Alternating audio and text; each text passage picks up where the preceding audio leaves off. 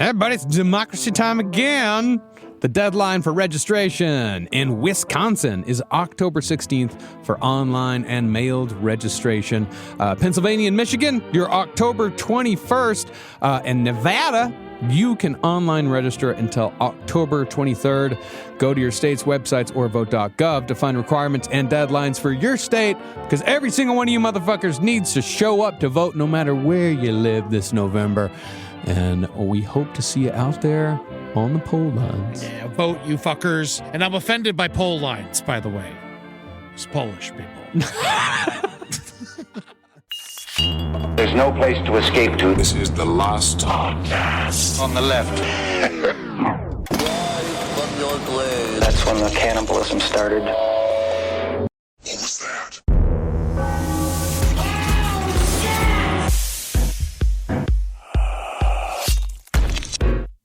You know, a lot of people reach out to us when we record the show, and about this, you get asking questions about how do you know if the idea that you have is right?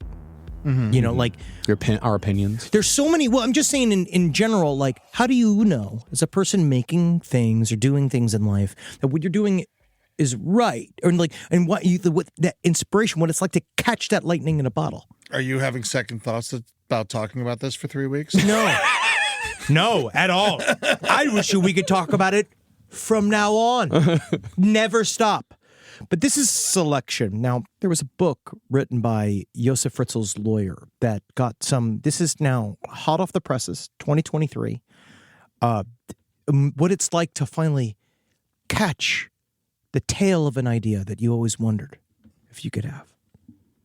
Suddenly it was there. The thought as if out of nowhere, like an impulse that flashed in my mind, wandering aimlessly in it, like a small lost leaf swirling over the asphalt of the road before being carried away by the wind like Forrest Gump. A vague idea I was playing with. Yeah, at first it was just a mind game, but I got used to it. The thought that had seemed so absurd, so outrageous before, took on shape. It became a fixed idea that gradually took root in my mind. I'd always been a person who made decisions alone. And one day, I knew what I had to do. All that remained was to wait for the right opportunity. Talking about the sex dungeon, isn't he? Yeah. Welcome to the last podcast on the left, ladies and gentlemen. That was his inspiration. That was his inspiration. The leaf on the ground, the leaf swirling around on the ground, like Forrest Gump like in the Forrest movie. Gump. Yeah, I've got the feather brain Henry Zabrowski. No feather brain. Come on, Marcus. That's true underground literature. Yeah, oh, it is. Yeah. And the highly literate Ed Larson. How are you doing? A, B, C, D, E, F. I'll keep going. So when we last left Josef Fritzl, it was Elizabeth's 24th year underground. I don't mean to say that like happy 24th anniversary. I gotta say, wow, you can't even believe it rolls around that fast. I think technically that does make her anniversary in the basement. It officially becomes classic rock. It was her 24th year underground, and she'd had 7 children with her father. 3 had stayed underground with her, 3 had been taken upstairs to be raised by Joseph and his wife, and 1 had died in infancy. The oldest amongst the underground children was Kirsten, who was 19 years old in April of 2008. That month, she became mentally and physically ill as a result of having never once left the dungeon in which she was born. Basically, she was dying of organ failure, so Elizabeth begged Josef Fritzl to take their daughter Kirsten to the hospital. This is not in the plan. No. Incredibly, Fritzl agreed, although he did make Kirsten and Elizabeth wait for days until his wife Rosemarie left for a vacation to Italy. Oh, lucky her. Yeah, oh no, they took vacations to Italy all the time. Wow. It's Austria. It's like if we took a vacation to Arizona. It's not a big deal. Rosemarie's so lucky. Well, once she was gone, Fritzl had Elizabeth write yet another letter, this time to the hospital, explaining Kirsten's situation to the doctors. And honestly, this time, Elizabeth, you write it. Have you heard about this? And it's from America. It's an angry magazine. I think it's called Mad? Angry magazine, Fury magazine. And they put these little illustrations and the margins that are just simply to die for. So if you could draw little things in there, that'd be fun, little guys with mustaches. His name is Sergio Aragones, and he's my favorite. Well, while the note was terribly vague for obvious reasons, it did say that Kirsten was very afraid of people, that she'd been coughing for a few days now, and that she'd never been to a hospital. A bit over-explainy, in other words. Yeah.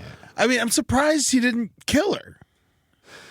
That's the question with Josef Fritzl. It was like, why did he do this? You know why? Like, why? I actually do. I think I know why. It is his sense of ownership over them is so utterly complete that the idea of losing them is way worse to him because it's a failure.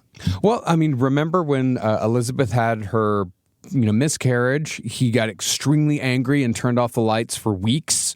Angry at her. Angry at her, yes. And when the child died, when the infant died, even though, he tossed it in the garbage, basically, he was very angry about it. Like, he was very upset that the child had died. And I think, again, like you said, it's like a failure on his part. Yes. To not take care of them, to not keep them alive, like this sort of illusion that he has of this great family man. But they were his property. It'd be like losing a pair of his favorite shoes. Yeah, that's true.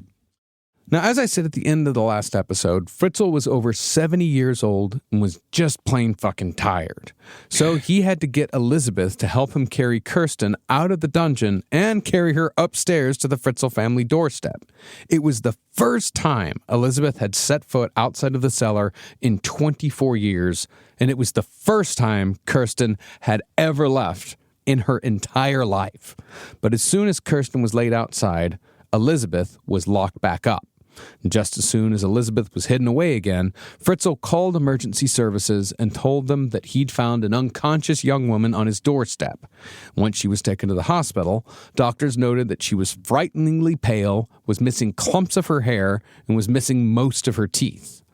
Now, doctors were immediately baffled by what was happening here, but they could tell that her organs were failing, so they at least put her on life support.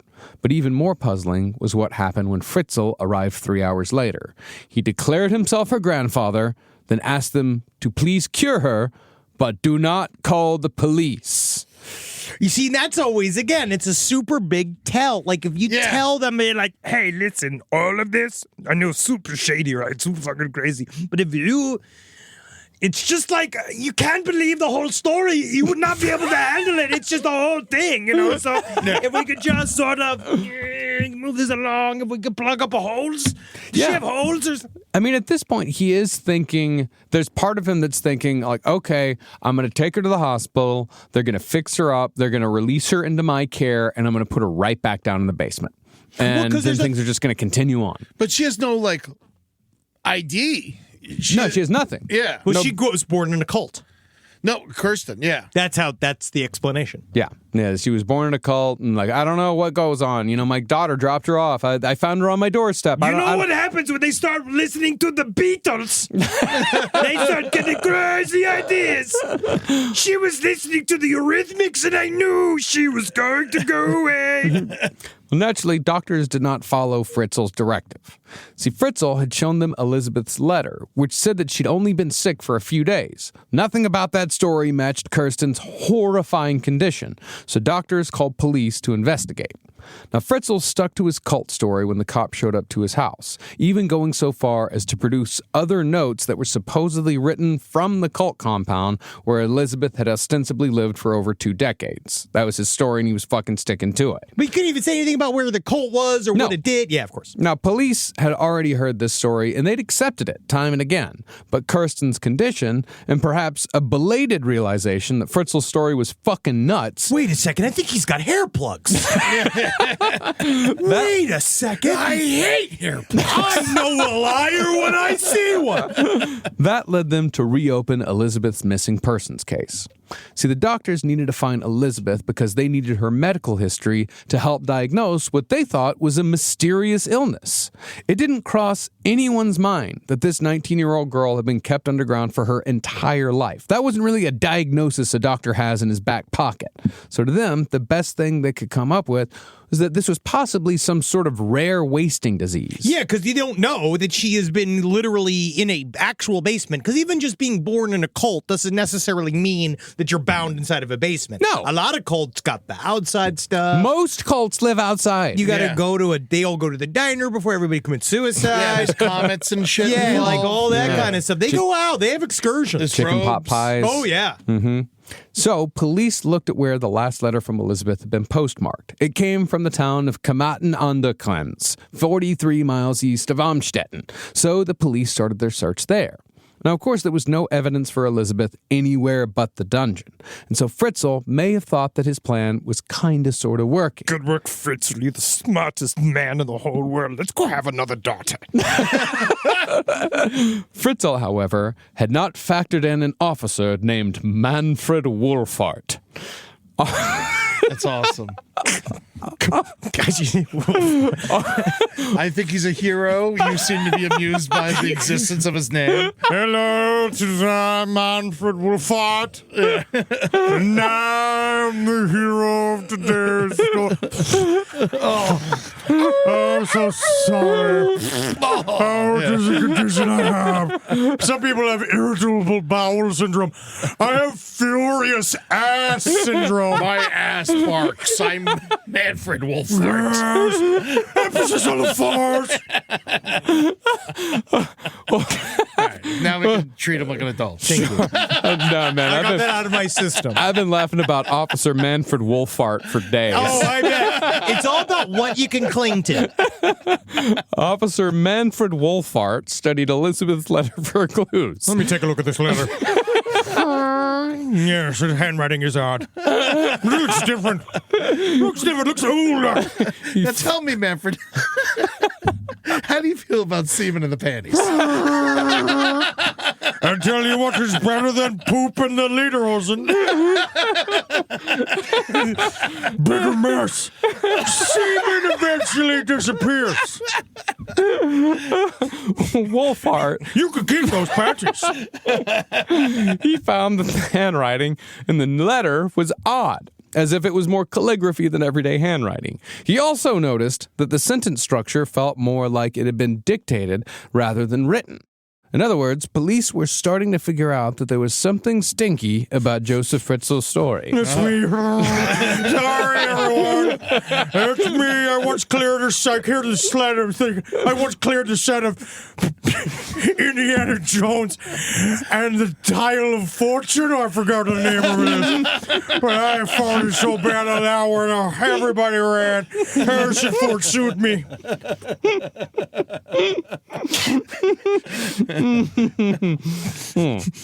Yeah. Meanwhile, Kirsten was only getting worse, and the doctor in charge of Kirsten, a Dr. Reiter, was getting more and more frustrated by what he felt was a lack of any real help from her grandfather, Joseph. So, in a move that bypassed Fritzl completely, Dr. Reiter issued a press release asking the public if they had any information on Elizabeth. And with that, the media got their first taste of what would be Austria's biggest story since a funny little fella named Adolf Hitler started making headlines in the 30s. You're so delighted with yourself for calling Adolf Hitler a funny little fella. Because there's something about it. There's something about that idea. Because it is We're true. going to turn the clock all the way back to 1939 for a funny little feller called Adolf Hitler. But that is wild if you think about, like, Austria's, like, it was really not known for much but fucking literally Adolf Hitler and homebound children. No, Schwarzenegger. Yeah, He's the most famous of all of them. Right. Maybe. Who's more famous, Hitler? Or Hitler. I'd say Hitler's number one. Yes. Do you think that Hitler on the star meter? Like, if Hitler was on IMDb, he'd have a higher star meter than fucking Arnold Schwarzenegger. Let me actually look that up. I mean, well, he was in Triumph of the Will, so that was, Lenny, that was a very influential movie. So he has his own IMDb page. Yeah, of course. And actually, he was in Triumph of the Will. And I want to see what his star meter is. Well, I mean, everyone who's actually who has Josef Fritzl has his own IMDb page. So his IMDb page, I honestly can't fucking believe that Adolf Hitler actually has. Add to his trivia. Dude.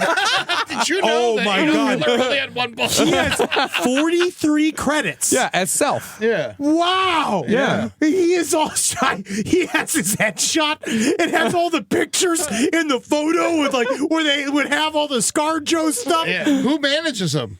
Let me look up his agent. His agent, Do you have IMDb Pro? Finkelbaum? I bet he's with CIA.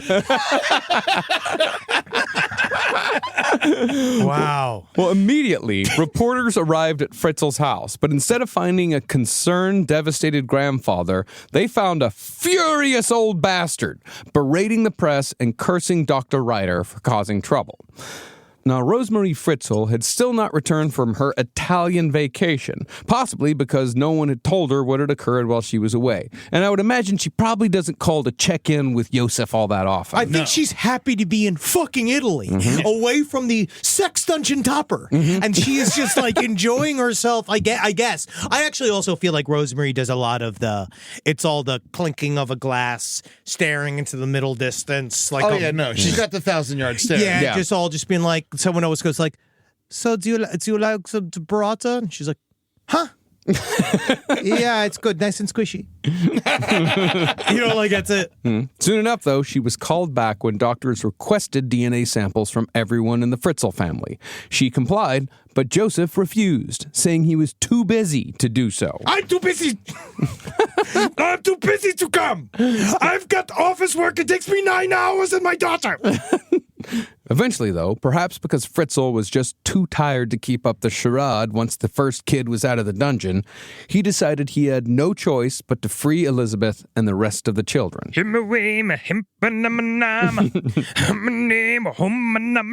Some about him opening the doors and them all running out like all the animals at the top of Lion King.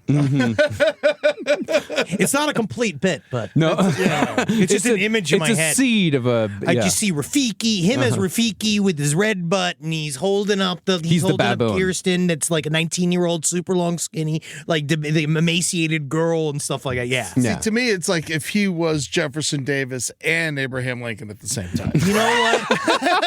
It's Adolf Hitler, Jefferson Davis, Abraham Lincoln, Josef Fritzl. That's my Mount Rushmore. But before they were all let out, Joseph made Elizabeth swear that she wouldn't tell the truth about where she'd been for the last 24 years, and would instead stick to the cult story for the rest of her life. Yes, and the way we will bind this is by the sacred Austrian power of the pinky swear.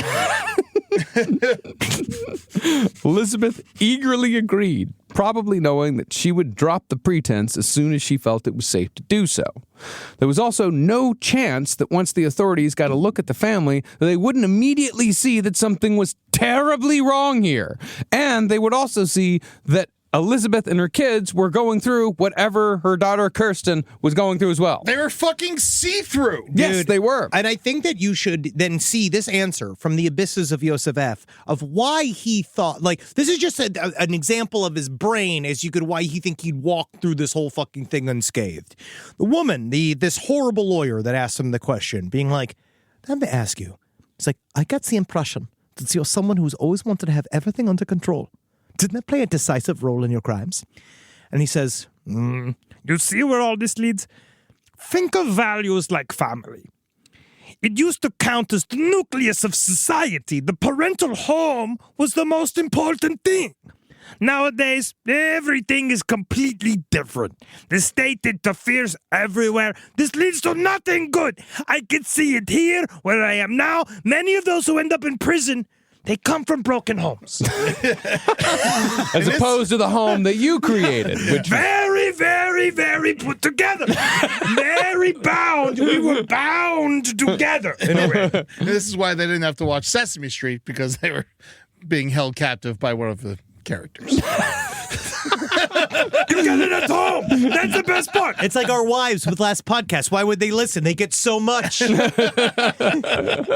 But after 8,516 days in the dungeon, Elizabeth finally left with her 2 remaining children, Stefan and Felix.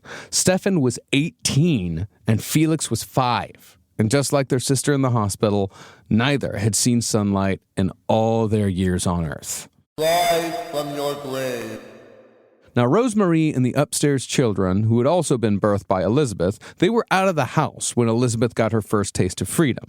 But when they came home, they were surprised with the arrival of the wayward daughter and mother Elizabeth, who'd supposedly come home from the cult after 24 years. She's just suddenly in the fucking living room. Yeah, just hanging out. And again, I'm trying not to at all talk any mess about the but it's also the visual must have been very stark. Yeah. Because I think that it's very similar to the Donner Party kids, right? Where they get kind of like feral. Like this idea that this person that went from the basement, no sunlight, like she must literally be translucent, red, gray, stringy hair, teeth rotted out of her mouths. And she just, what's supposed to do? She's supposed to be sitting there being like, hey, everybody, what's Saturday Night Live? You know what I mean? Like just saying stuff like random weird questions. We have to go like, So this is normal now, our new normal. Now, at this point, are there people living in the apartments in the house that Yeah. have to like deal with her and not deal with her, but you know what I'm saying? Like, Well, the apartments were completely separate from like the home itself. oh, okay, I didn't know Yeah. if there was like a shared living space. No. Oh, okay. Well, soon after she was let out, Josef Fritzl called Dr. Reiter and told him that Elizabeth had suddenly returned, and Fritzl was bringing her to the hospital to see Kirsten. It's crazy. This shit's fucking crazy to me. I'm just, life's crazy. You know, I joined in and said, life is what happens when you're making other plans. The twists and turns in this story, if you would have wrote a Hollywood screenplay, you would have thrown it in the trash. Honestly, they would be like, okay, that's made up. He then, again, quite suspiciously, told Dr. Reiter to not call the police. Don't call the police. The Gemma was always going to say that. You're going to be get a so tattoo on my annoyed. forehead. I don't like to be annoying, you know. Half an hour later, Elizabeth showed up at the hospital disoriented and sporting a head of snow white hair, despite being just 42 years old. See, she's right here. She's cooking good. It's great. I can't believe she's in town. Totally uncastable. Totally uncastable. We're going to have to get her hair dyed because red makes you flirty. She told the receptionist that she was there to help her daughter Kirsten, but Dr. Reiter figured it was better for Elizabeth to immediately talk to the police. Now, Fritzl's cult story had already started to wobble with the police due to their inability to find a cult anywhere near Amstetten, and that's not to mention the work of Officer Manfred Wolfhard. We're never looking out at anybody in jail. I try to see anybody who's operating a group or like so hard. No one's doing anything except the bowling league, and it's way more. I honestly was surprised how consensual the bowling league was. Excuse me. Very difficult. You don't think it's difficult? You go ahead and take a walk in my big police boots. My fart-filled pants. That life's like. Nevertheless, Elizabeth did try to stick to the script when police first questioned her. It became obvious very quickly, however, that Elizabeth wasn't telling the truth. Her story made no sense, and like her daughter, she was unnaturally pale, obviously malnourished, and missing most of her teeth. She was, in a word, completely jacked up. Yeah. And like talking to her, she obviously. That's 3 words. Completely jacked up. Yeah. It's 3 words. Did you break Henry? I'm just getting to it early before you get the emails and the comments. I'm just trying to jump on top of it. Here, we'll snap him out. Mr. Fritzl, your daughter's in the living room. Oh, excellent! Boing! That was my erection. In case you didn't know, that's what the sound would indicate. It read. It read. Yeah, Yeah. Finally, though, Elizabeth agreed to tell the truth, but only if the police promised to protect her and her children, and only if she would never have to see her father ever again. Investigators agreed, and Elizabeth quickly broke into tears and summarized the last 24 years of her life in just 2 hours. Oh, my God. Talking as fast as she could. She told them about the dungeon, the sex slavery, the forced pregnancies and births, and the baby that had died from medical neglect and was subsequently burned in the incinerator. The first session of therapy is always the worst. Yeah, because you got to say everything. It's the long one. It's the long one. And that's when the investigation fell solely on Josef Fritzl. Because even though the dungeon story was fucking insane, it still made more sense than the cult story. Of course. And then it just... the vibe in that room, like the idea of sitting and hearing this, because this story and looking at her the way she looking at her, looking the way she looks, and knowing everything else they experience with interacting with Josef, that just must have been such a crazy afternoon. That they just like the idea of like it's not a summer at camp, like it's not just what a wild thing. But unfortunately, there's like one cop that's like, fuck, this is going to be a lot of paperwork. Just like sitting, especially in a liberal country like this, where you're just like, oh, God, this is going to... Wow, I just wanted the cult thing to be real. Yeah. Now, initially, Josef Fritzl was a tad standoffish when he was brought in for questioning. Eventually, though, he couldn't deny the situation any longer and confessed to the whole thing in a highly whitewashed version of the truth. See, he admitted to the incest. How could he not at that point? There's 7 kids. But he made it more, quote-unquote, romantic by saying that he never technically forced Elizabeth to have sex with him. I made her laugh. Yes, he said, he did have sex with her, but she'd wanted him to. And besides, he hadn't had sex with his daughter for many months now. Hey, listen, okay? You try to fucking tell me, have you ever tried to quit cold turkey on anything? I haven't touched my daughter once in like 4 months. You know how hard that is for me? And that was actually something he said in his defense, as if it made him a better person. The only way to really describe, I mean, he is so unbelievably mentally ill, and nothing illustrates it more than the book from his perspective. And it's all of this. He lives in an entire fantasy realm. Yeah. It's crazy because I would keep trying to think of people to reference him to, but he is the worst one. He's singular. He's unique. Yeah. In his words, he imprisoned Elizabeth for her own good to save her from drugs and so-called bad company. He said he always meant it well, and he therefore had no reason to be sorry for keeping her underground for almost 2.5 decades. In his book, he also, he puts it like it was this colorful second life. Yeah. And that it was the stress that he had at home. And he would always love going out to go to work. He would travel for work, and he would go out, and he said that like, and then he would describe in this book that when he would go out for work, these like trysts, these like romantic consensual trysts with waitresses and flight attendants and people working in hotels. And he'd tell this like long stories like, I met the most beautiful woman in Ghana. She was a professional painter, and I wooed her with my international ways and fine mustache. And when we made love, her excursions would fill the hut with all sweat-filled noises and gasps as I plunged in and out of her. And then he says that he had like a baby that he went to go see. He said he had babies all over the fucking world. Which I believe. I actually do believe, but they did not come from consensual sex. Yeah. Well, Elizabeth Fritzl's underground children, meanwhile, were alternating between being ecstatic and terrified of what they found outside of the cellar. On one hand, Felix Fritzl screamed with delight when he finally saw the actual moon. Oh my God, but he couldn't handle cancel culture. And 18-year-old Stefan was able to stand up straight for the first time in his entire life. On the other hand, the outside world was also overwhelming. The kids could barely stand to be apart from Elizabeth at all, and they were absolutely terrified of cars. Each child also had their own complex health problems, from paper-thin skin to wildly defective immune systems, not to mention the health problems that come from inbreeding.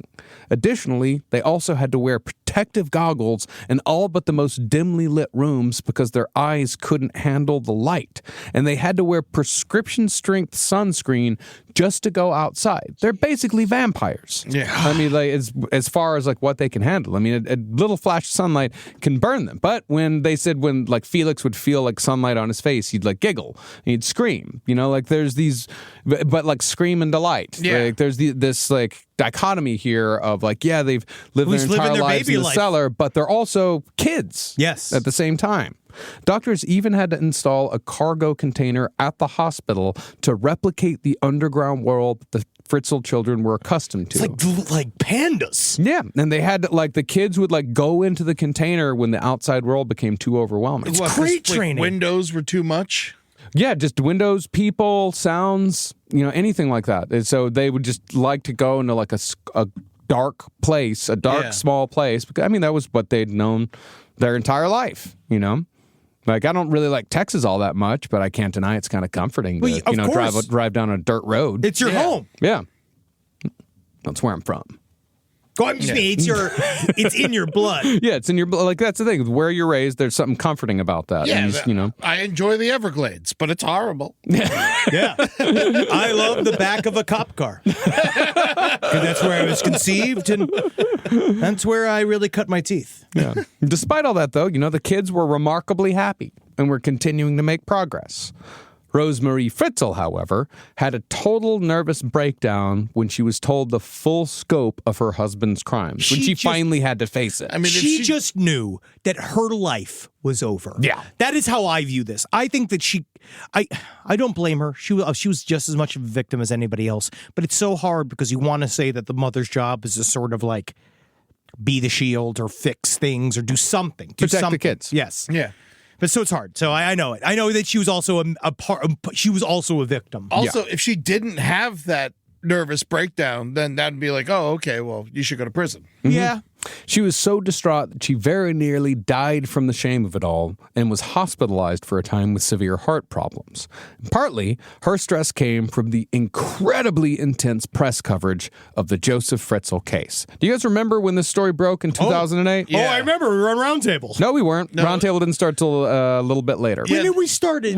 I think we were actually talking about the other story that referenced this story, and then our minds were shattered when we found out about this. I think by the time we didn't start doing Roundtable till 2010. Yeah. So I think that his trial was coming up. Yeah, because I don't think we were talking about it on Roundtable until like 2000. I think Fritzl's Pretzels was like 12, 13. somewhere around Yeah, there. well, it was real early. Yeah, real early. We're really late. Well, when Austrian police released a statement with details about Fritzl and his underground dungeon, the press dubbed him Das Inzestmonster, while claiming, and this is a biggie in this part of the world, that his actions were, quote, the worst crime in history. I will say it's close. Austrians. But for Austrians. Yes. No, That's what I'm saying. Hitler's an Austrian. That's right. Yeah. It's hard because I just feel That's what I mean. Like, that's a hell of a judgment. Yeah. No, again, no problem. Yeah, I'm not trying to disparage Elizabeth Fritzl, but the Holocaust, Yeah. right? Yeah, it was a little bit much. Yeah, it was. It is a bit much. I've always said that. I've always said, I was like, why do we got to go this hard? Yeah, and when she got released, it was a little bit like The Sound of Music. The hills. Oh, sure. Well, the police held multiple press conferences full of stunning details, including one announcing that DNA tests confirmed that Josef Fritzl had fathered 7 children with his own daughter. According to our tests, you are the father. Oh, no! What the fuck? No, that's that bitch! No, it could not be! Kill you, Maury. Well, this steady stream of information made Josef Fritzl a blockbuster worldwide news story that always mentioned Austria, Austria, Austria as the location. Yeah. Now, Natasha Kampusch, the girl we talked about last week, she'd escaped her captor just south of Vienna in August of 2006, meaning that within a little over a year and a half, 2 underground rape dungeon stories broke out of Austria on a global scale. Well, this was all very distressing to the Austrian government, who'd hoped that 2008 was the year everyone was going to talk about how good of a job Austria had done hosting the massive European Cup soccer tournament. That's instead of asking why Austria has so many highly disturbing fuck dungeons everywhere. Hey, listen, I am sick of these questions. No one wants to ask how we got the nets. How we got the nets so big and cool, right? No one wants to ask the question, oh, God, isn't it crazy that fucking Britney Spears' sister with the opening fucking, she's saying, oh, it's Deutschland über alles. Oh, no one talking about this? No one's into this? Fluorescent new balls? And so Austrian Chancellor Alfred Gusenbauer announced that the government was going to launch a PR campaign to take the focus off Austria as, quote, the land of dungeons, and shift it to the fancy football tournament that was sure to bring in many tourist dollars. But while many Austrians thought the PR campaign was distasteful, people weren't going to stay away from Austria because of the dungeons any more than people stay away from America because of the serial killing and gun violence. Yeah, dungeons only got one person at a time. Yeah, I mean, that's even factoring in that you're far more likely to get shot in America than kidnapped in Austria. Yeah, exactly. Your father's not Josef Fritzl. You know, like, you don't know you're going to be, yeah. Yeah. Yeah, it's not, It's not great for Austria, but it's not going to, like, I mean, they still had Arnold Schwarzenegger, you know? Yeah. Yeah, it's They're not always like going to have that. quicksand. You know what I mean? It's not like you're randomly going to end up in a sex dungeon with your father. I said, well, what did people want for them to not promo the soccer tour? No, they just didn't want them to, like, sweep the Josef Fritzl story under the rug, which is what they were trying to do. They were trying to, like, kind of, No, they should have cover locked it the up. story in an 8-door basement. Yeah.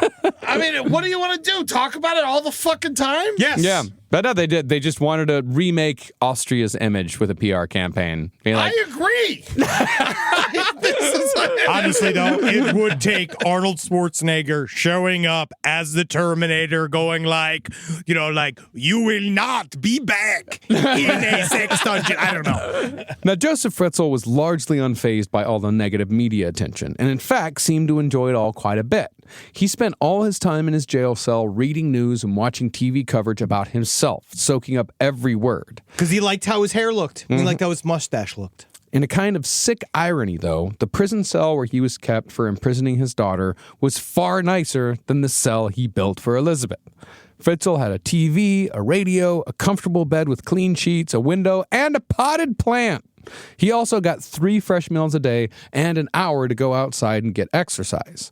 The difference was that Elizabeth did not have multiple men threatening to kill her day and night like Josef Fritzl had in jail. Well, she had him. Yeah, that was true. He was, but it was only one of them. Yeah. There wasn't like an entire jail full of men. Yeah, but he says he's very well liked. Well, that's what he says. He was simply called Satan by the other inmates, and an actual bounty was put on his head that would be paid to the inmate who finally murdered him. Now, Josef Fritzl had naturally been a fan of true crime for his entire life. So when it came time to pick a lawyer, he knew exactly who to call. The lawyer was named Rudolf Meyer, and he defended the most notorious criminals in Austria's recent history. Most notably, he defended Elfriede Bauensteiner, the so-called Nanny Das of Austria. Elfriede was a black widow who'd murdered 7 elderly men for their money by poisoning some of them with the diabetes drug euglucon. One terribly cruel death, however, came when she locked an old man in a bathroom in an ice bath with the windows open during winter, which froze him to death. God, pretty impressive. But he said, because he also knew very well, he got really well. There was a guy that was his next door neighbor in jail that was the name of Alfred Yu. He was a man When he was awaiting trial? While he was awaiting trial, he got it, and so he got him. They got to be really good friends, according to him. And he said that he was called the Sea Killer after being imprisoned for more than 30 years for violent and sexual offenses. He was released on parole. Then after 2 years, he relapsed because it's how they do it over there. He strangled a sex worker, dismembered her body, and then he took up a bunch of her body parts, minced them into a bunch of beef, and then would taste them, would eat them, and then sell those things that meat to other people. Wow. Now he's a chef in jail. And he makes specialized meals for Josef. Interesting. Wow. Live from your grave. Now, Rudolf Meyer had represented Elfrida 7 years earlier in 2001 after her initial conviction when more bodies were exhumed, so Josef Fritzl was well acquainted with Meyer's work. Meyer, meanwhile, who seemed to revel in publicity, immediately agreed to represent the most notorious Austrian of the 21st century. The reason why, Meyer said, was that he could tell when people were really monstrous. And when he met Josef Fritzl, he detected, quote, no negative aura. Oh, yeah, it's all about, he definitely, Josef Fritzl definitely passes the vibe check. He is totally mellow, totally fun, and he's just fucking, like, chill as hell, and he just fucking, he'll be there, he'll have sex with his daughter, and that's it. You don't gotta worry about anything. You gotta take care of Josef at all. He handles himself. Well, in Meyer's words, he wanted to show Josef Fritzl as a human being instead of a horrific monster or a sexual tyrant. That, of course, meant pleading insanity. Now, even though there was a mountain of obvious evidence showing what Josef Fritzl had done, Austrian authorities were taking no chances. They interviewed everyone who'd lived at all of Fritzl's properties over the last 24 years, cataloging every bit of information they could find. Can you imagine that? Like someone showing up and like asking like, hey, you remember that landlord you had 10 years ago? Yeah. He had an underground rape dungeon with his daughter. Yeah, you were living on top of it. Oh, wow. Yeah. What do you remember? Oh, I remember him being real nice. I remember one time I went in the backyard and he beat me with a hose. Yeah, but I deserved it. I was not supposed to be in the backyard. And I spent a lot of time in the dungeon, but really just hanging out. Well, in all, 30 detectives and 300 police officers worked around the clock for months. Even though they knew he was guilty. They wanted an airtight fucking case. This is like a Nuremberg level trial where they're like, we must put, because also what's intense about their legal system is, which we covered a little bit with Anders Breivik, not the same countries, but kind of similar in vibe, where they really have to spell out why Josef Fritzl must be in jail forever. Yeah. Right? Because they believe in rehabilitation. And they believe that, and I believe they do have the 20-year maximum sentence as well. I'm not certain if it's like that, but his sentence gets reevaluated every couple of years. Well, I don't think they have like life without parole. And I know he gets parole after 15 years. Yeah, so he has to keep meeting with people. Yeah. And cops also looked at over 700 cold cases. They looked at sexual assaults, missing persons, murder, but they could find nothing new to stick to Josef outside of what he'd done to his family. But we know he'd done some, we found out he did some bad things. Well, it was speculated It's that speculation. he committed a couple of murders, but it's just that he was around at the same time that these horrible murders occurred. And now, did he plead not guilty to this whole fucking dungeon crime? We'll get to that here in a second. All right. And that's the thing, is that authorities, they took no chances. They used sonar probes at Fritzl's other properties to see if he had built any other underground dungeon. The second underground dungeon? It's more exhausting than having a daughter for a wife. You know, Very what's difficult. cheaper than a sonar probe? A shovel. No. You don't want to ruin the precious apartments of Austria. Well, such escapades as using sonar, that was just more fodder for the media, who couldn't stop talking about Josef Fritzl's Austrian sex dungeon. Journalists camped outside of the hospital where Elizabeth and her children were recovering, and allegedly there was a reward of $1.5 million for the first photo of Elizabeth after her escape. After that, Austrian anti-terrorism forces guarded the hospital, and many photographers were arrested trying to get in. I do think that they took her safety and happiness very seriously. Yes. Which I will say that is also what's kind of It's almost like they took it Personal. they took it personally of like, we failed this girl. Yeah. it's because it is very different than you see it sometimes in certain cases in America, but this is just one of those cases where you could tell.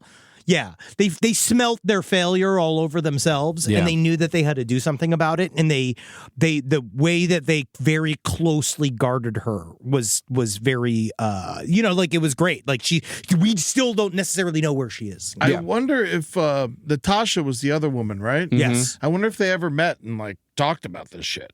Yeah, they're on a group text with the girls who escaped Ariel Castro. Yeah. They talk all the time. You know. Well, on one occasion, an English photographer, a type of journalist known to be the scummiest around, climbed the hospital walls to the 3rd floor to try to claim the reward, but was arrested when a nurse spotted him. A different nurse, however, was caught surreptitiously taking a photo of the family so he could sell it to a magazine for nearly $500,000. It's a lot of money. After that, the hospital... Are you saying that? Is it like he probably did it? It's a lot of money. With a nurse, it's a lot. It's like when you keep ramping up the reward of it. Yeah. I feel like in a way, it's where you could almost blame a little bit of the institution too, being like, you're doing this on purpose. You're driving people that are desperate to want to do it. Oh no, it's the institution's fault definitely for Yes. offering the money for the privacy, to destroy the privacy of these people. Oh, yeah. After that, the hospital banned all phones and cameras and threatened the job of anyone who broke the no phone, no camera rule. Now, eventually, the family's plight gained the attention of the world's second most famous Austrian, Arnold Schwarzenegger. I think he's more famous. You really think so? Than Josef Fritzl? No, than Hitler. Oh, yeah. He's definitely more famous than Fritzl. He's definitely more huggable. Actually, I don't know. But Arnold Schwarzenegger, they won't show me. I got to log into my IMDb Pro. I have to change it again because I let it lapse. So I'll look at their star meter and I'll find out the definitive answer if Schwarzenegger is more popular than Hitler. He's definitely more popular. Well, positively, yes. Yeah. He's more welcomed. More well liked. Yeah. Yeah. His movies are more watched. Actually, I don't know if Triumph of the Will is pretty big. Pretty big, yeah. Well, at the time of the Fritzl case, this was back when Schwarzenegger was governor of California. And he offered a personal invitation to visit him here as his personal guest. You bring me your Elizabeth, you bring me the daughters, and I will pump them up. They're very skinny looking. I will make them strong. Very little dungeons. Your little pectoral monsters are for little wussies. Because of the fault lines, we cannot build that many basements. You will love it here. Come on, you pussy, dude. Put up 20 more pounds. I don't care. Your skin is ripping off at the simple touch of metal. I'm sorry, he became Fritzl. Yeah, he did. Yeah, he became really horrible. Yeah, I'm sorry. Yeah, and you're spitting. You have a bunch of spittle on your lip that I just saw you suck it back in. You love your spit. You really do. It's called it's my tongue's lube. Well, on a far smaller scale, a former schoolmate of Elizabeth's, in a misguided attempt to help, she recorded and released a Schlager song about Elizabeth's experience called 24 Jahre, or 24 years. The song, however, is completely unobtainable because Elizabeth's lawyer very quickly slapped the singer with a cease and desist order, even though all profits from the CD went to Elizabeth. Year 1, it's not so fun. Year 2, hey, I'm feeling blue. Year 3, hey, what's growing in me? Year 4, that's my daughter. She's on the floor. But aren't you allowed to just write a song? Yeah, but they still slapped her with a cease and desist. I don't know, maybe the laws are different in Austria. I think that it's maybe in poor taste. And a Schlager song, I think, is in quiet port is Jahre, It's like a drinking song. Yeah. Yeah, kind of sort of like a drinking song. And I just feel like it's not what I want to hear in a tavern. You know what I mean? Like, I don't want to think. If I'm drinking a big Stein, No, but then and I'm in Oktoberfest, You could totally do a Schlager song that's kind of based on your Amal that would be like, you could imagine yourself in a beer hall holding a Stein, everyone's me out. No, and everyone's going, Jahre 1, 1, 1, Jahre 5, 5, 5. It's kind of nice. I think it'd be a way to format the memory. I'm just saying it can be done. You know who should write a song about it? Boy George. Why? Didn't he keep someone a prisoner in his basement? Yes, he did. That's why. Oh yeah, I didn't know about that. I didn't know about that at all. George, yeah. captive man. Wow. Yeah, 15 months for falsely imprisoning male escort. Wow. Yeah. Wow, he looks like Kingpin. It's still, I mean, like, much better. I'm sure. I will I'm sure say the that- basement was lovely. Unfortunately, yeah, if you're being held in Boy George's like nice house, you got the big bath, you got the fucking glory holes, you got the DJ room. Kirsten Fritzl, meanwhile, had finally come out of her medically induced coma and had been taken off life support. But speaking of who could have done a song, when she regained consciousness, doctors gave her a CD player and every album from UFO enthusiast Robbie Williams because Kirsten had seen him on TV in the cellar and had become obsessed. Wow, good. So he could have written the song. Yeah, and then I could just see Robbie Williams showing all up, just like going, hey, how there, logo, you know, and you're like doing like the weird sort of like, you know, the meet and greet that they do for like, you know, like The cancer Make-A-Wish kids or kids, Make-A-Wish kids, and she's just like, and I'm sure he did a great job being nice, Yeah. you know what I mean? But it's super awkward. Yes, it is. But while there were some happy times with Elizabeth and her family, there was you can't believe the kids as fucking goblins. I didn't. I'm just saying it must have been a weird afternoon. But nice. I'm glad he did that. But while there were some happy times with Elizabeth and her family, there was a certain resentment that was starting to grow concerning Elizabeth's mother, Rosemary, especially concerning the question as to how much she knew about her husband's crimes. Reportedly, Elizabeth took the three so-called upstairs children out of Rosemary's care after giving a deposition as to what happened to her in the previous 24 years, which I think got her to thinking about just how her mother couldn't have known about the dungeon. Yeah. The dungeon is different. Like, I know it's ridiculous to say.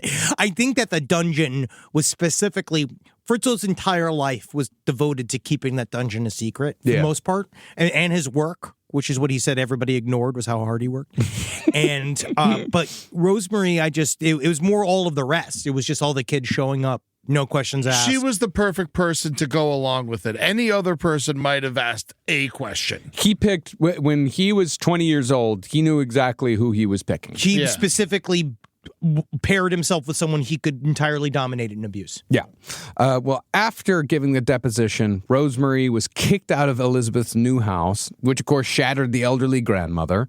The nightmare only continued for Rosemary after that, who was hounded by the press both at her new home in Linz and at her former home with Joseph when she went back to pick up a few possessions. Soon after, I would fucking, whatever's in that house still, Leave it. That's gone. Yeah. leave it, man. Also, with these reporters, isn't there anything else going on? In Austria? Well, this is the biggest story in the world. Dude, this at story this is time. fucking apeshit. Yeah. This Yeah. story is, we're used to it.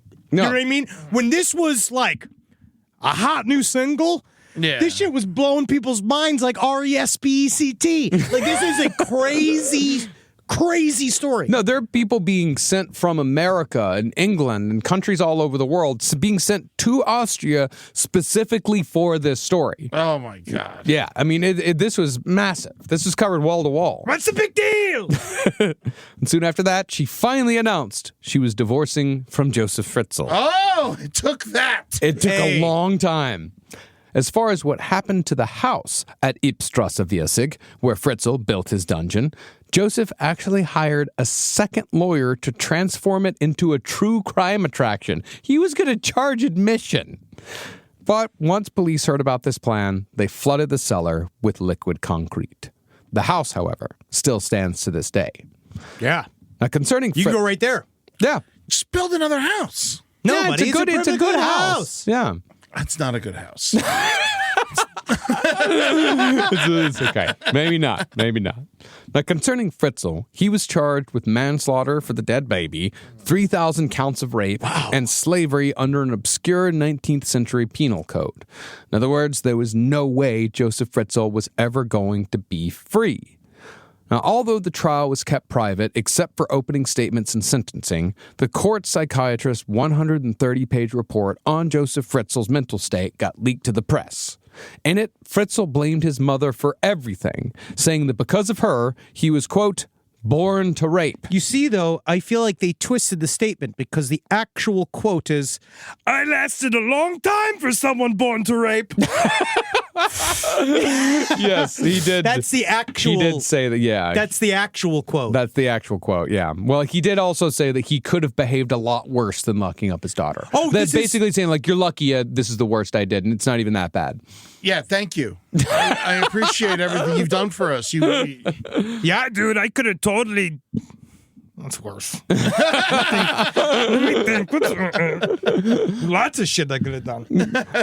He also blamed seeing bombs fall on Amstetten during World War II when he was a Hitler youth, saying it was a traumatic experience for him. Everyone had it. Hundreds of millions of people went through the exact same fucking But thing. do other people have siren phobia? Yeah, a lot of it. Whatever. You don't know me. Don't talk like you know me. I'm going to my basement. He said that it was a traumatic, especially since his mother would abandon him during the bombings, which sounds like his mother wanted him to die. These statements were expanded upon in an interview Josef Fritzl did with his lawyer, Rudolf Mayer, who thought, and because Rudolf Mayer thought, hey, if only people could see Josef Fritzl's human side. Yeah. If they could, He's so charming and funny and cute. They'd and understand him a lot awesome. better. Yeah. You sit down, have a meal with them. As author John Glatt put it, the interview was, in a way, Fritzl's Mein Kampf, his way to explain himself to everyone. Now, Mayer was probably trying to show people how crazy Fritzl was, because you'd have to be crazy to imprison your daughter, rape her, and father 7 children with her over the course of 24 years. Crazy like a fox. Yeah, there's only way she's crazy like a fox. It's because he built a den. It was a burrow. But surprising no one except Rudolf Mayer, the hours-long interview only creeped people out even more than they were already creeped out. Crazy. Fritzl spoke at length about his sexual feelings for his mother, then implied that he should be congratulated for never acting on his fantasies. Get over it. No! No! I was strong! Okay? Do you have... Tell me. Okay? All right. What was your mother like? I tell you what, she had bigger tits than your mom, and I still didn't fuck her. My mom had great tits! How dare you say anything bad about her? My mom had great tits! Oh! Great tits my mother did have. Fritzl then talked about how much pride he had in raising an incest family in a dungeon of his own making. I did it myself. I pulled myself up by my bootstraps. I got the concrete. I made the daughter. I made the daughter's daughter. And then I was going on to make the new daughter be my new wife, okay? And you try it. He basically said that the reason why he was such a brutal tyrant was because he'd grown up a Nazi, which wasn't his fault either. Yeah. But he liked it, but it also wasn't his fault. It's bad, but it's good, but it's also bad, but also good. And also, what's bad about it? Come on. Why is everyone getting so weird about this? Come on, guys. Hey. Yeah. He then said that he was not the monster the media portrayed him as because, quote, Hey, I could have killed them all. Then nothing would have happened. No one would have ever known about it. Okay? Arguably would have been better. Yeah, well, maybe. But at the same time, I could have totally done it in crazy ways. Fritzl, however, got angry when his lawyer brought up Elizabeth's claim that her father started raping her at age 11.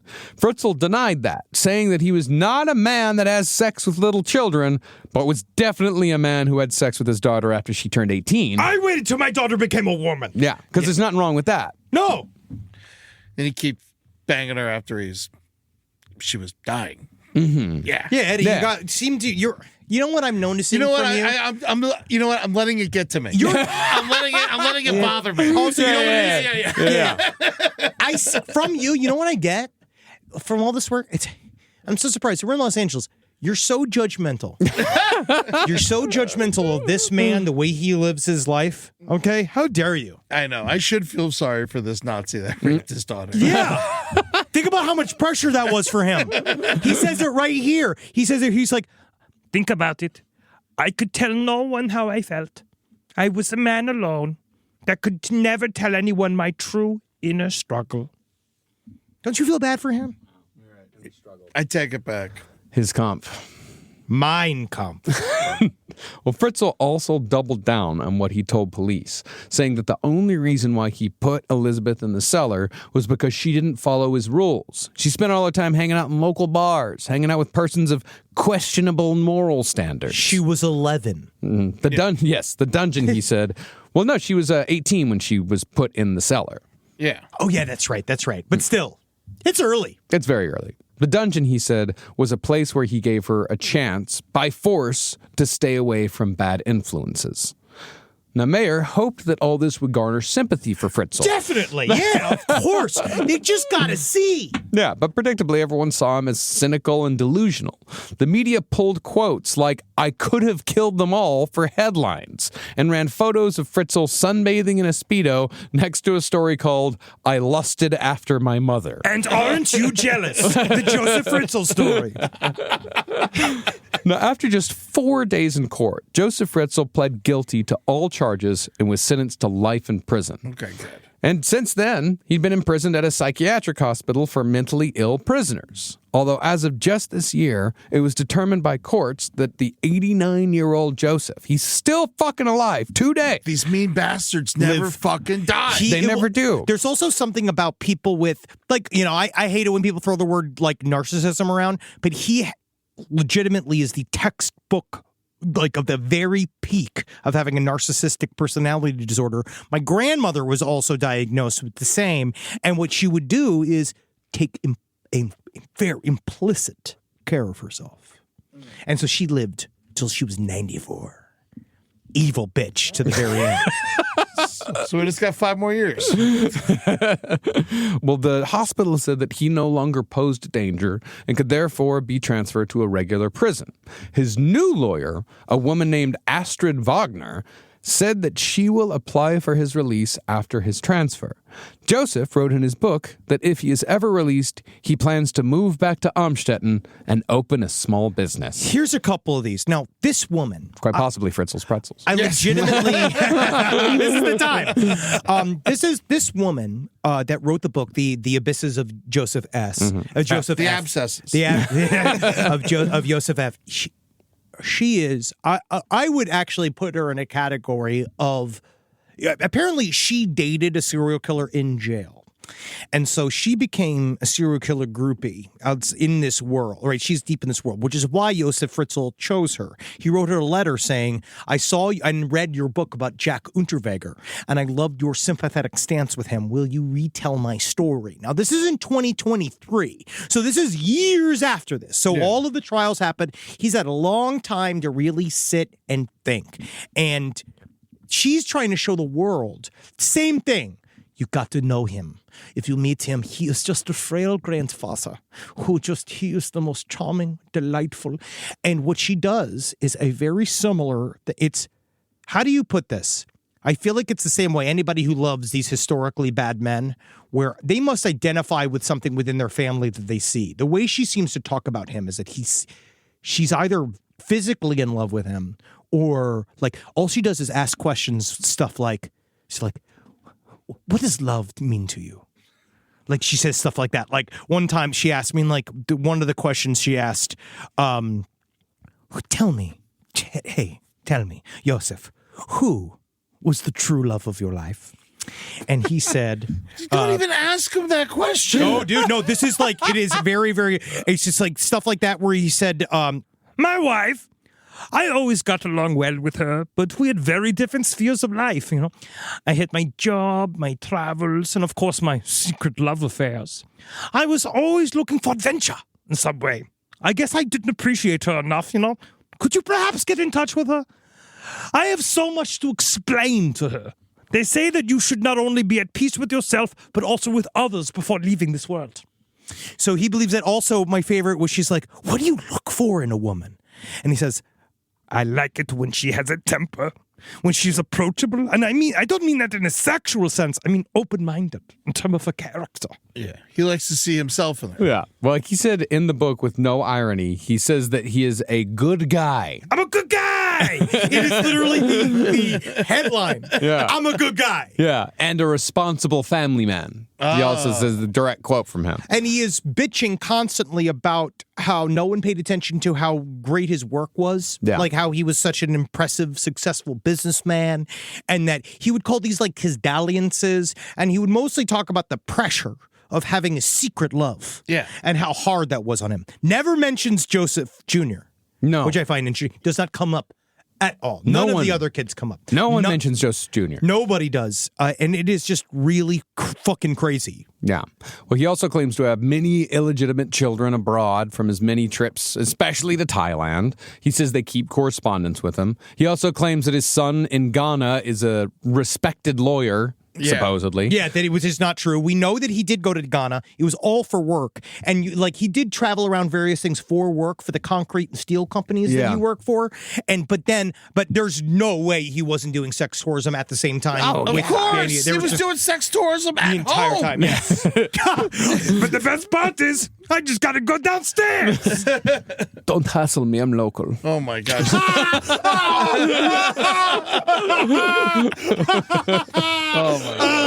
If you see anyone in Ghana or Thailand with a pencil-thin mustache, you might be a Fritzl. He also called that guy who killed all the people, killed the woman, he called him a helpful, nice guy. Yeah, he loves that guy. And he says he's super popular in prison, but he can't walk around because people hound him to want him to talk. Wow, that's crazy. Yeah. Yeah, he's just so popular. What is he fucking busy? Talk to him. No, he says he's busy. He gets up every day. He has his fitness regimen that he does every single day where he doesn't need a walker, even though they've been forcing him to use one. Man, it must be. Austrian prisons must be kind of nice because this guy is. He gets alive. to garden. He gardens. He gets to make his own meals. They have a communal kitchen where they make meals and pastries together. That's the one thing he doesn't like to eat because he's watching his figure. Oh, and they, which is all that's all real. And so it's just it seems really nice. Yeah. Yeah, but it does, reports to the contrary It's a are prison. far more credible. Like, it seems like people want to kill him. Oh, like, most yeah. people want to kill him. And he's in solitary confinement most of the time for his own safety. The second he's in Gen Pop, someone's gonna fuck. Someone already did beat him up. So he was attacked very badly once in the shower, where same thing. They mashed up his face. They did a bunch of bad shit to him, and now he just forever just kind of went back into solitary confinement. Yeah. And concerning Elizabeth and her kids, they were settled in an unnamed rural Austrian village where they are fiercely protected from outsiders by their fellow villagers. No one knows where they actually are. And as far as I know, no picture has ever been taken of Elizabeth or any of her so-called downstairs children.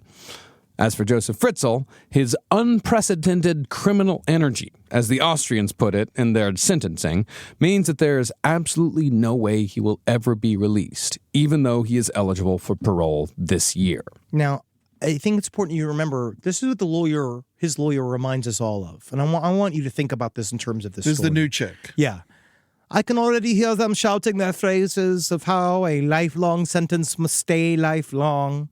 Those who condemn my wanting to understand the darker sides of the human soul, to them I like to say to their face, keep me from judging a person before I've walked a mile in his moccasins. Moccasins? There's no moccasins in Austria. What? She ended it with a racist statement. You know what? Fine. He can go live with you. Yeah. Have Josef Fritzl live in your fucking upstairs apartment. Well, Josef Fritzl has been in prison for just a fraction of the time that he imprisoned Elizabeth. And unless he lives to be 97 years old, Josef Fritzl won't even come close to the sentence he imposed on his daughter.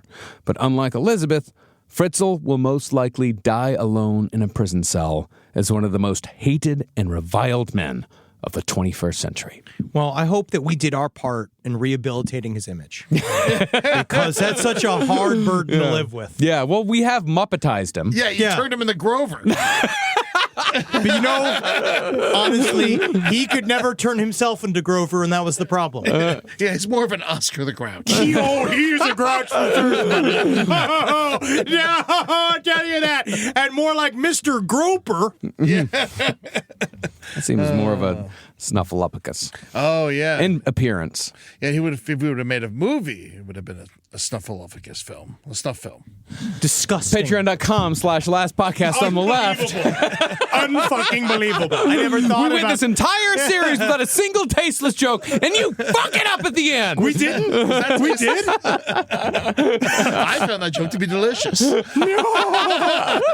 Patreon.com/last podcast on the left is where you can watch video of every single episode that we do. You can watch side stories for free over on YouTube, and you can also follow us for free at LP on the left on TikTok and Instagram. Yo. Be sure to check out LPN TV on Twitch. That's twitch.tv/LPN TV for all the shows we have coming out almost every weekday at night. Yeah. And go check out all of our shows after the fact on our Last Podcast on the Left YouTube. And come see us on tour at lastpodcastontheleft.com. Check out shows. Check out the date. Come see us in Boston, Los Angeles, Brooklyn, London, and Iceland, all in the coming months. And then next week, we're coming back for some good old-fashioned spooky true crime. I love it. That We got some good it's a spooky spooky true crime. season. We Yeah. need to be doing this. Yeah, I mean, you weren't spooked by this? No, this is different. When it's real life, it hits harder. I find spooky. Oh, it's going to be real life again. I feel Okay, like this good. is spookier than ever. Okay, yeah, so Arnold Schwarzenegger is number 57. Is Hitler on this list? So Arnold's right between Shia LaBeouf and Robert Downey Jr. Interesting. I would have never. This is a flawed list. I don't even want to get into this. If you're around in Los Angeles on Sunday, October 13th, I'm going to be doing a forest firefighter benefit. Again, don't bring your fucking wives to that shit because Yeah, horny no, these guys are firefighters, man. fucking hot, but I think they're busy right now. Yeah, they're not coming to the comedy show. Yeah, so it's a night of comedy and country music at Scribble in Highland Park. That's October 13th. Come check it out. If you want to get tickets, it is on eddytunes.com. All right. Whoa, IMDb Pro won't let me look up. All right, Adolf Hitler. Wow, his star meter is 8,766. Let me look at Arnold Schwarzenegger for the final answer. He's 57. Wow, I guess, yeah. And I want to say, 8,000 spaces higher. illegitimately, Schwarzenegger is officially more popular than Adolf Hitler. Now, are you more popular than Adolf Hitler? Yeah, that's the big real- question. yeah, Let me see. All right, so he's at 8,667. I am at... Oh, this is great. Drum roll. Yeah, I can't wait for this. Come on. Is Henry funnier than Hitler? More popular. He's not. He's not at all. I can tell. by his closed I can eyes. tell his closed eyes. It's inconclusive. Oh, you're not even a number. Dative is inconclusive. Oh! No, I'm just saying the results. Oh, okay. inconclusive. Yeah, that's too bad. I'm just going to hide that score like I hid my other daughter. Hell, Satan. Never mind. Hell, Keen. I'm not. No, there's nothing. Just Schwarzenegger. Hail Arnold Arnold. Hail Arnold Schwarzenegger. Schwarzenegger. Sure.